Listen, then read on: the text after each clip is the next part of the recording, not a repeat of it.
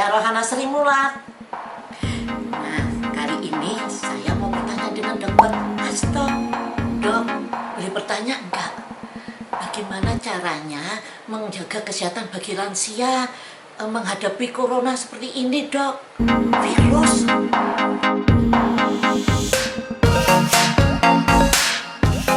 Ya, Mbak Rohana, bisa dong kita diskusi, bertanya boleh.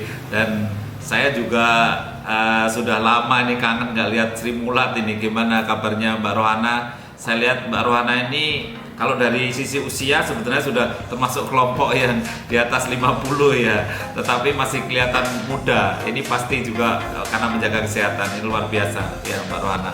Jadi Mbak Rohana ya, sekarang ini kan kita betul bahwa kita menghadapi yang namanya pandemi COVID-19.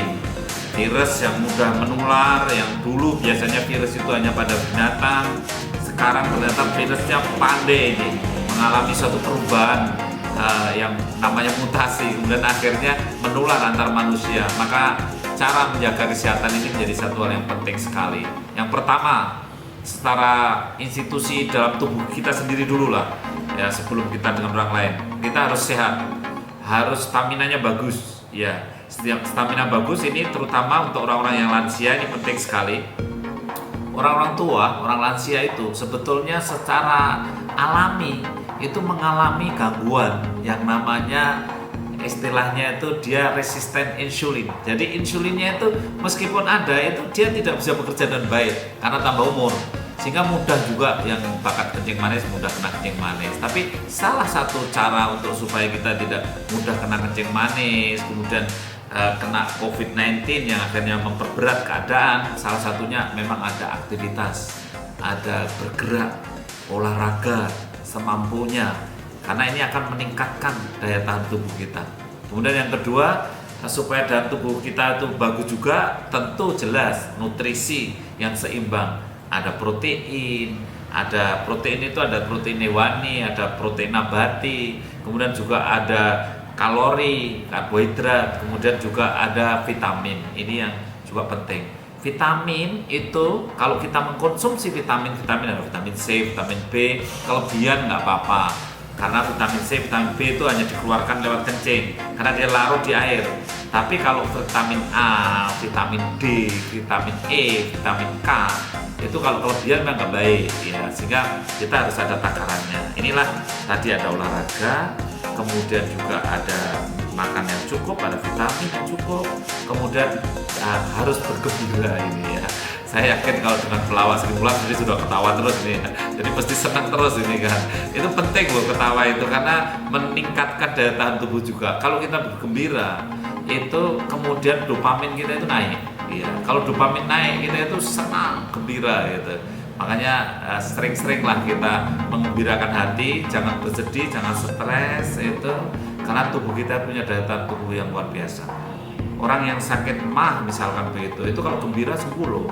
Maka ada toh kalau tanggal muda sembuh, tapi kalau tanggal tua sakit lagi, itu kan ada gitu ya. Karena secara psikis. Makanya menjaga daya tahan tubuh mulai dari secara psikis, kemudian nutrisi, kemudian juga olahraga nih ya, institusi dalam tubuh kita.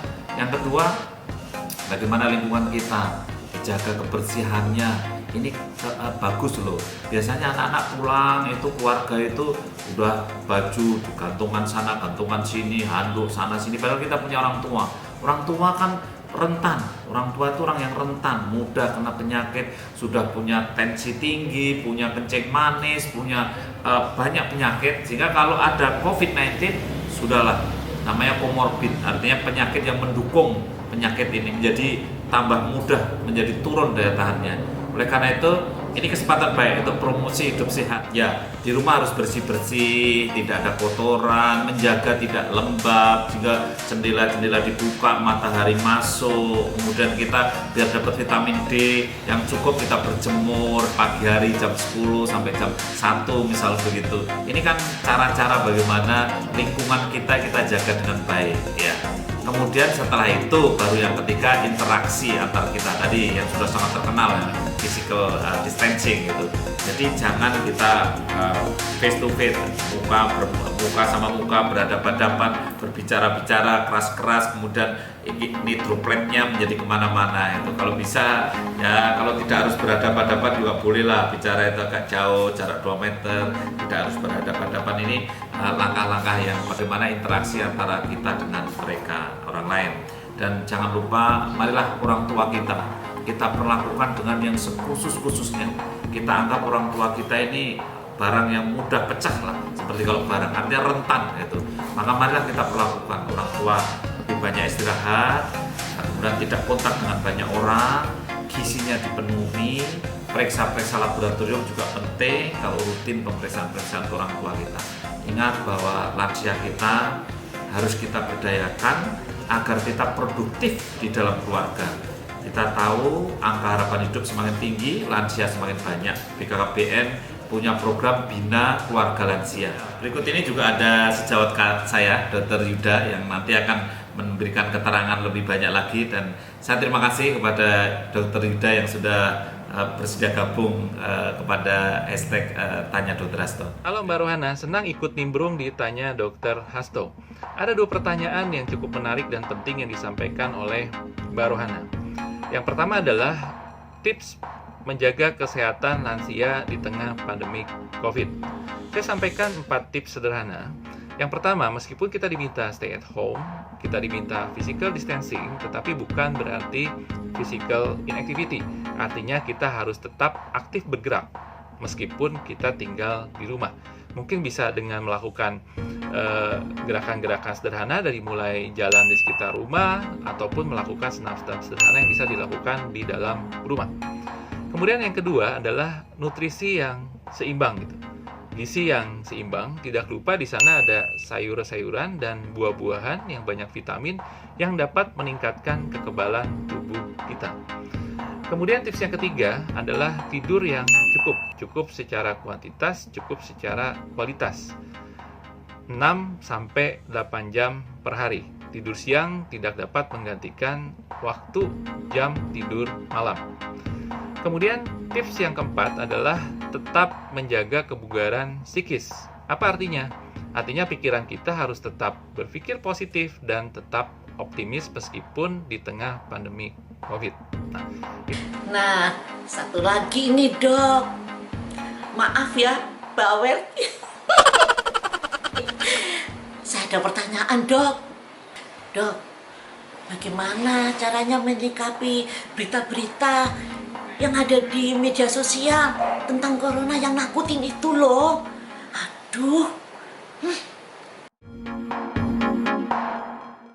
Kemudian pertanyaan kedua adalah mengenai bagaimana sih mengantisipasi atau menjaga mengenai banyaknya berita-berita hoax yang ada di media sosial. Ada 2 tips sederhana. Yang pertama adalah setiap berita kita harus mengetahui sumber beritanya dan kita harus selalu melakukan cek dan recheck. Kemudian tips yang kedua adalah di tengah pandemi COVID tentunya banyak berita-berita yang negatif yang membawa kecemasan kepada para lansia. Misalnya kematian akibat COVID yang semakin meninggi, angka kesakitan yang semakin meninggi.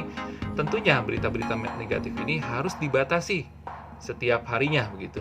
Kita mungkin maksimal hanya 20-30 menit untuk melihat berita perkembangan pandemi corona, tetapi sisanya harus selalu dilihat berita-berita yang positif agar pikiran kita pun ikut menjadi positif dan optimis. Nah, itu mungkin 2 jawaban dari saya untuk pertanyaan Mbak Rohana.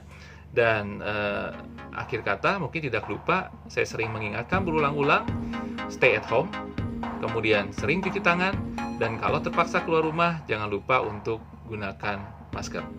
Saya Dr. Yuda Turana dan senang ikut bergabung pada Tanya Dr. Hasto.